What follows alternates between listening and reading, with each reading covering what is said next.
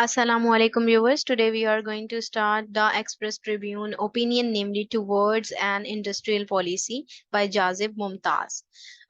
Industrial policy की तरफ जो रुझान चल रहा है और बेसिकली पाकिस्तान की इस वक्त जो इंडस्ट्रियल पॉलिसी चल रही है और उसमें क्या जो है वो पाकिस्तान को मुश्किलात दरपेश हैं, उसी हवाले से हम इसको देखेंगे। तो हम इसको स्टार्ट करते हैं। Protectionism, anti-globalization sentiments have gained momentum in the world ever since the global financial crisis.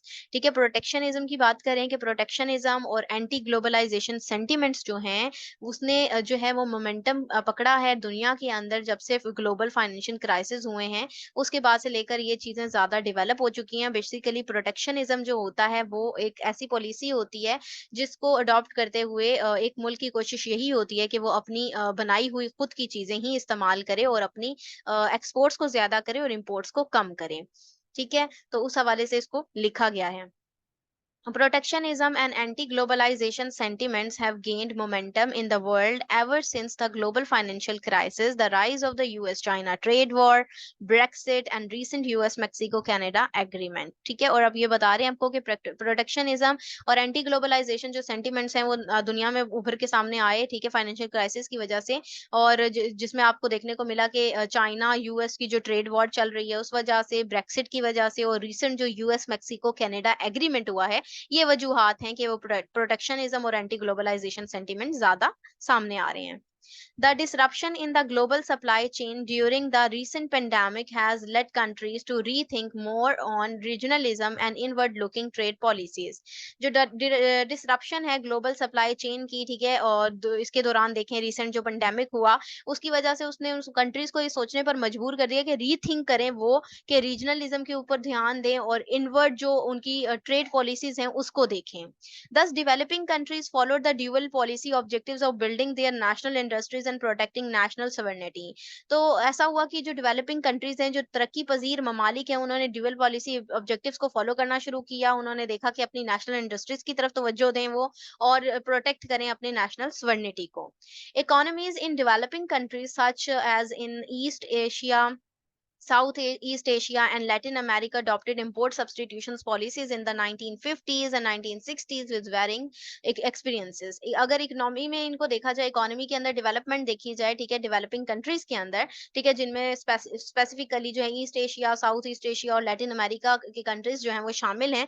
ठीक है, उन्होंने जो है वो अडॉप्ट किया इंपोर्ट सब्सटीट्यूशन पॉलिसीज को 1950 से 1960 में, ठीक है, और बहुत से एक्सपीरियंसेस भी उन्होंने गेन किए। However, Taham import substitution policy was soon lifted from the world with the emergence of the Washington Consensus that favored trade and financial liberalization and free trade market and free trade economy. ताहम जो import थी, import substitution policy, ठीक है, उसको जल्द ही मतलब lift कर लिया गया, उठा लिया गया दुनिया से, क्योंकि जब इमरजेंस हुई वाशिंगटन की, ठीक है, जो कि किस चीज को फेवर करता था, वो जो है तिजारत को फेवर करता था, फाइनेंशियल लिबरलाइजेशन को फेवर करता था, फ्री ट्रेड मार्केट वो लेकर आया सामने। ठीक है, उसको उसने जन्म दिया। तो बेसिकली लोगों ने जो है वो दूसरी चीजों के ऊपर ज्यादा डिपेंड करना शुरू कर दिया। India pursued an import substitution policy soon after independence. India ने परस्यू कर लिया था शुरू से ही, अगर हम इंडिपेंडेंस के उसके फौरन बाद ही देखें तो इम्पोर्ट सब्सटीट्यूशन पॉलिसी को उसने परस्यू किया हुआ था। Due to its strong focus on industrial growth, its manufacturing value addition as percentage of GDP reached 16.6% and its industrial share as percentage of GDP reached 27.4% by 1990। अब इसका जो India का focus था, स्ट्रॉन्ग फोकस अपनी industrial growth पर ही था। यही वजह थी कि जो मैन्युफैक्चरिंग वैल्यू थी उसकी परसेंटेज देखी जाए जीडीपी में तो 16.6% तक उसकी पहुंची, और इंडस्ट्रियल शेयर में उसकी परसेंटेज देखी जाए जीडीपी के हवाले से तो वो 27.4% 1990 तक पहुंच गई थी। India has given more emphasis on manufacturing consumer goods as its import share of consumer goods and has only remained at 10% within the last 20 years। ठीक है, इंडिया की अगर देखा जाए जोर तो वो एम्फसाइज करता था, ठीक है, जोर देता था किस चीज पर, कि उसकी जो कंज्यूमर गुड्स है उसी को वो मैन्युफैक्चर करे, बनाए। ठीक है, अपने जो है वो इंपोर्ट शेयर जो है उसका कंज्यूमर गुड्स के हवाले से वो सिर्फ और सिर्फ 10% रह गया है लास्ट 20 ईयर्स में हम अगर देखें तो। यानी कि वो बाहर से जो चीजें हैं वो कम अपने मुल्क के अंदर मंगवा रहा है और एक्सपोर्ट्स उसकी ज्यादा हैं।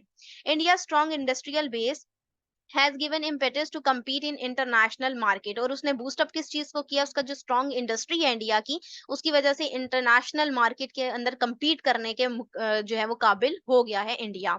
Pakistan pursued an important import substitution policy in the 1950s and 1960s as the country started with a weak industrial base। ठीक है, पाकिस्तान ने परस्यू की import substitution policy 1950s and 60s में, ठीक है, और कंट्री ने स्टार्ट किया, लेकिन उसकी बेस क्या थी, बहुत ही वीक थी, वीक इंडस्ट्रियल बेस पर उसने ये चीज अडॉप्ट की थी। The government interwent via tariff control, quotas, depreciation and interest rates to increase exports and encourage local firms. ठीक है, गवर्नमेंट ने इंटरवेन किया टैरिफ कंट्रोल के जरिए, कोटास के जरिए, डेप्रिसिएशन एंड इंटरेस्ट रेट के जरिए, कि डेप्रिसिएशन किया जाए इंटरेस्ट रेट को इंक्रीज करने के लिए, एक्सपोर्ट्स को, ठीक है, अपनी एक्सपोर्ट्स बढ़ाने के लिए और एनकरेज करने के लिए लोकल फर्म्स को। थ्रू सच मेयर्स इंपोर्ट्स वर स्ट्रिक्टली कंट्रोल। ठीक है, इस मेयर से इंपोर्ट्स जो है वो स्ट्रिक्टली कंट्रोल की गई थी। Later in 1970s Pakistan pursued export promotion schemes. 1970 में पाकिस्तान ने परस्यू की एक्सपोर्ट प्रमोशन स्कीम्स भी अडॉप्ट की थी। During the 1960s average growth of manufacturing value addition remained at 9.9%। अगर हम देखें 1960 के दौरान, तो उस वक्त एवरेज ग्रोथ जो थी मैन्युफैक्चरिंग वैल्यू की, तो वो 9.9% थी। And average manufacturing value addition, और जो वैल्यू एडिशन थी वो एज पर जीडीपी अगर देखें तो वो रिमेन रह गई कितनी, 13.3%।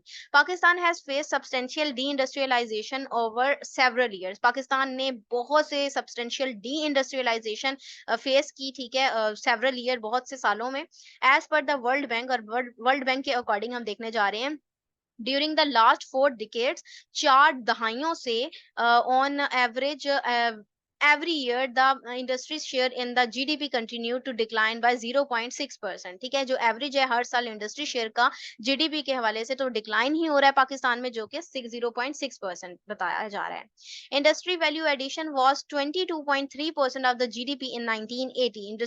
इंडस्ट्री वैल्यू एडिशन देखा जाए 22.3% था जीडीपी का 1980 में, which declined to 17.7% in 2020, जो कि डिक्लाइन होकर 17.7% रह गया 2020 में। ऑन द अदर हैंड, उसके बरक्स अगर देखें तो manufacturing value addition to GDP was 14% in 1980। तो जो मैन्युफैक्चरिंग वैल्यू थी, ठीक है, जीडीपी में, तो वो 14% थी 1980 में, विच डिक्लाइन टू 11% इन 2020, जो कि डिक्लाइन होकर कम होकर 11% रह गई 2020 में। Pakistan's import dependency has led to an increased trade deficit resulting in a balance of payment crisis, currency devaluation, depletion of reserves and inflation। Pakistan की जो इंपोर्ट के ऊपर डिपेंडेंसी थी, यानी कि बाहर से चीजों को मंगवाना के ऊपर जो ज्यादा डिपेंड हमने किया हुआ था, तो उसकी वजह से जो इंक्रीज हुई वो चीजें क्या थी, उसके नतीजे में जन्म किस चीजों ने लिया, बैलेंस ऑफ पेमेंट क्राइसिस हो गए, हमारी जो रुपए की कदर है उसकी उसमें कमी वाकया हो गई, और डिप्लीशन हुई रिजर्व्स, और इन्फ्लेशन के अंदर यानी कि महंगाई आई। The trade deficit has increased with an annual growth of 21%। ठीक है, जो ट्रेड डेफिसिट था वो इंक्रीज हुआ, एनुअल ग्रोथ ऑफ उसकी 21% थी, डेट इज उन्होंने बताया आपको, फ्रॉम 1 बिलियन इन 2003 टू 2003, 2002 से 3 के दौरान 1 बिलियन थी, से फिर 31 बिलियन हो गई 2020 से 2021 के दरमियान, according to World Bank. World Bank के अकॉर्डिंग ये बताया जा रहा है। Category-wise analysis revealed that in the last 5 years, Pakistan's imports have been mainly driven by consumer goods 30%, followed by intermediate 29%, capital 21% and raw material 19%। अब category wise analysis अगर किया जाए तो वही देख रहे हैं 5 साल में पाकिस्तान की जो इंपोर्ट्स थी वो मेनली ड्रिवन थी कंज्यूमर गुड्स में, जो कि 30% है। उसके अलावा इंटरमीडिएट को देखें तो वो 29%, कैपिटल में देखें तो 21%, रॉ मटेरियल में देखें तो 19% है। The regional comparison shows that in India, consumer goods contribute 10% to import, whereas in Bangladesh, consumer goods contribute 20% to imports। ठीक है, रीजनल कंपैरिजन देखें तो इंडिया का कंज्यूमर गुड्स में सिर्फ 10% जो है वो इंपोर्ट कर रहा है, ठीक है, और उसके अलावा जो बांग्लादेश कंज्यूमर गुड्स कंट्रीब्यूट कर रहा है वो 20% कर रहा है, ठीक है, इंपोर्ट्स में। This implies that consumer goods contribution to imports is highest in Pakistan as compare to regional countries. तो इससे ये पता चलता है कि जो कंज्यूमर गुड्स की कंट्रीब्यूशन है पाकिस्तान में सबसे ज्यादा हाईएस्ट है अगर उसको कंपेयर किया जाए रीजनल कंट्रीज से।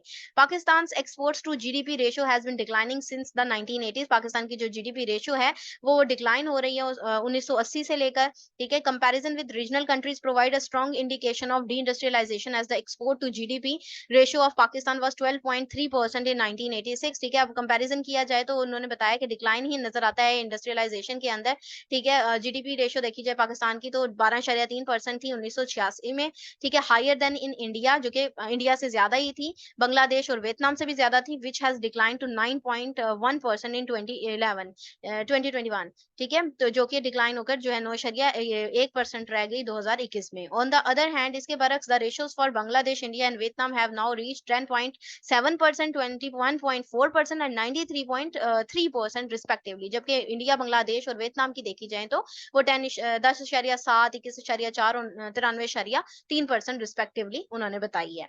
The lack of comprehensive industrial policy and ad hoc economic decisions has eroded industrial competitiveness significantly. जो एक जामिया एक पन होना चाहिए, ठीक है, उसकी लैकिंग है, उसकी कमी है इंडस्ट्रियल पॉलिसी में, ठीक है। और इकोनॉमिक जो डिसीजंस हैं वो भी इतने प्रॉपर नहीं है, ठीक है, जिसने इरोड करके रख दिया, तबाह करके रख दिया इंडस्ट्रियल जो है कंपेटिटिवनेस को, ठीक है। एक जो मुकाबले की एक एबिलिटी होती है उसको खत्म करके रख दिया। It is recommended that sector including petrochemicals, light and heavy engineering, minerals and mining, chemicals, food processing and IT services should be prioritised in industrial policy. तो ये रिकमेंडेड है कि ये तमाम चीजें जो इन्होंने बताई, इंजीनियरिंग होगी, मिनरल्स हो गए, माइनिंग की केमिकल्स हो गए, ठीक है, ये तमाम चीजें इनको प्रायोरिटाइज किया जाए इंडस्ट्रियल पॉलिसी में। National and provincial industrial policies should be formulated and monitored. National और प्रोविंशियल इंडस्ट्रियल पॉलिसीज को भी फॉर्मुलेट किया जाना चाहिए और मॉनिटर भी किया जाना चाहिए।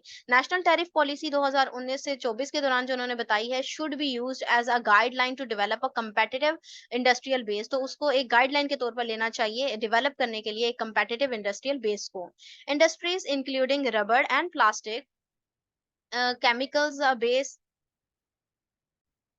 basic metals, machinery, electrical and electronics, construction, textiles and leather manufacturing and food and beverages have strong backward linkages। तो अगर इनमें देखा जाए इंडस्ट्री के अंदर रबर, प्लास्टिक, केमिकल्स की इन्होंने ये आपको तमाम चीजें बताई हैं जिसकी जो है वो स्ट्रॉन्ग बैकवर्डनेस जो है वो नजर हमें आती है। The policy maker should initiate a resilient value chain drive for make in Pakistan to support sectors with extensive backward linkages. Policy makers को चाहिए कि वो इनिशिएट करे एक रेजिलियंट वैल्यू चेन को, जो ड्राइव करे, जो उसके लिए काम करे पाकिस्तान में, मेक इन पाकिस्तान, यानी कि पाकिस्तान में खुद में चीजें ये बनाई जानी चाहिए जो सपोर्ट करे इन सेक्टर्स को एक्सटेंसिव लेवल पर। जो बैकवर्ड लिंकेजेस हैं उनको कम किया जाए, उनके ऊपर भी काम किया जाए। टू इंक्रीज मार्केट कंपेटिटिवनेस, और जो तिजारत में जो मुकाबला है, ठीक है, उसकी एबिलिटी को भी इंक्रीज करे, एफिशिएंसी लेकर आए। Efficiency based and time bound incentives should be driven to top priority, यानी एफिशिएंसी प्रोवाइड करना, ठीक है, इस तरीके से इंसेंटिव्स को प्रोवाइड करना इनकी टॉप प्रायोरिटी होनी चाहिए।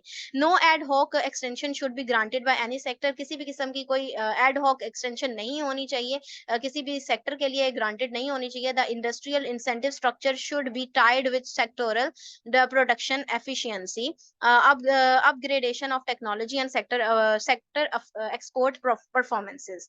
और इंडस्ट्रियल जो इंसेंटिव स्ट्रक्चर है उनको भी टाइड होना चाहिए एक सेवरल जो सेक्टोरल प्रोडक्शन एफिशिएंसी है उसके साथ, अपग्रेड किया जाना चाहिए टेक्नोलॉजी को भी, और सेक्टर एक्सपोर्ट परफॉर्मेंसेस के हवाले से भी बहुत ज्यादा अच्छे तरीके से काम किया जाना चाहिए। Cascading tariffs should be implemented in letter and spirit. The real estate sector should be taxed and regulated to channel resources toward manufacturing and productive areas.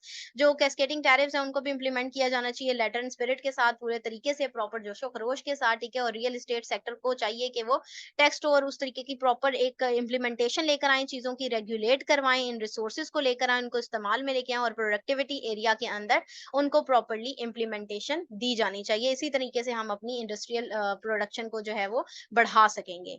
तो ये था इसका एनालिसिस। अगर आप लोगों को ये पसंद आया तो काइंडली इसको लाइक कीजिएगा, शेयर कीजिएगा। Thank you very much. Allah Hafiz.